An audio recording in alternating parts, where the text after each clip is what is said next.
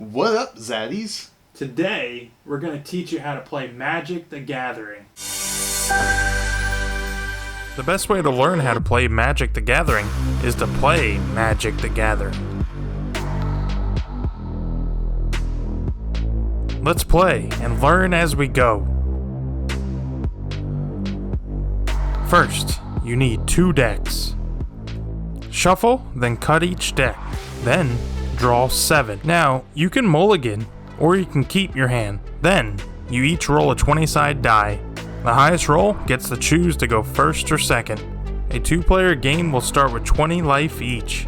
The player who goes to 0 life first loses the game. In this case, Dustin rolled the highest and chooses to go first. Also, the player that goes first will skip the draw phase on turn 1.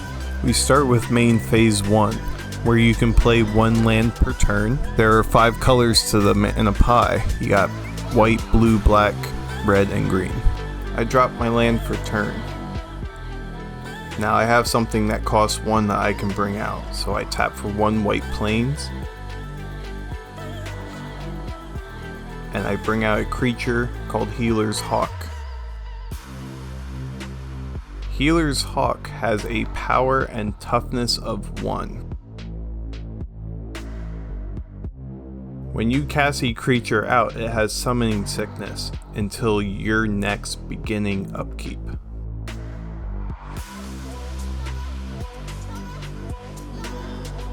Next is combat phase.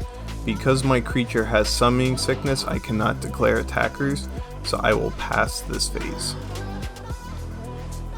I skip my main phase 2 because I have no mana available. And then I go to my end step. My creatures heal, and then I pass the turn. On the start of my turn, I upkeep. On upkeep, I untap everything, then draw a card. I will drop a land for turn. Since I have nothing to play that costs 1, I will pass. When I pass, I will go from main phase 1, skip past combat phase, skip past main phase 2, and then skip to the end step, and then pass the turn. All those phases still happen, but I'm skipping past them because I have nothing to do. It is now my turn. I do my beginning upkeep, I untap everything. Healer's Hawk no longer has summoning sickness.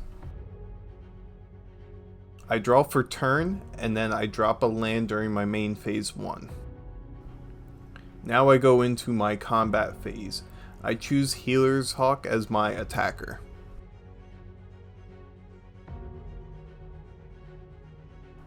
Tapped creatures cannot block. I get the option to declare defenders, but since I have no creatures on the field, I can't, so I must take combat damage. I take damage equal to the creature's power, which is 1, bringing me to a total of 19 life. Because Healer Hawk has lifelink, I will gain 1 life. What lifelink means is that any damage that is dealt, I also gain that much life. My life total becomes 21. Because I have nothing to cast, I skip my main phase 2, and I pass the turn. Let's skip ahead a bit. We are skipping over to the mid-game, where I'm at main phase 1, and I'm about to play an instant. An instant can be played at any time, even on your opponent's turn. This instant is called Outnumber, and Outnumber deals damage to target creature equal to the number of creatures you control. Since I control 3 creatures, I can deal 3 damage to any target creature. I choose to do 3 damage to Healer Hawk, which will kill it, since Healer's Hawk only has 1 toughness. Instants will resolve and go to the graveyard along with creatures that die. Next, I will go to combat phase and declare Sumberwalt Stag as my attacker, a 4/3. I will now decide to declare defenders. I will block with Grave Bramble, a 3/4.